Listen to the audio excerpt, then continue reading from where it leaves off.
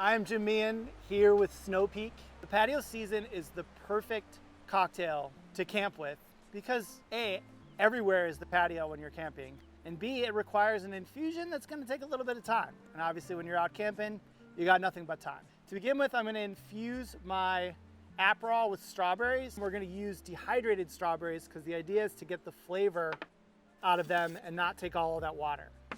The recipe calls for a 1/4 cup of strawberries to 1 cup of Aperol.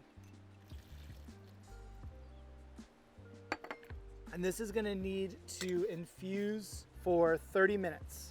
Imagine that it's been the 30 minutes. My Aperol has been infused with strawberry.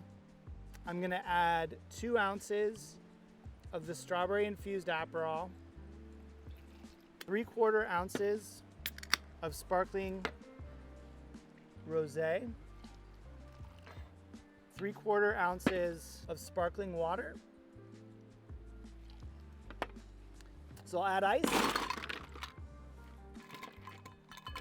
Garnish my patio season with a guacamole peach, and there you have it. Cheers.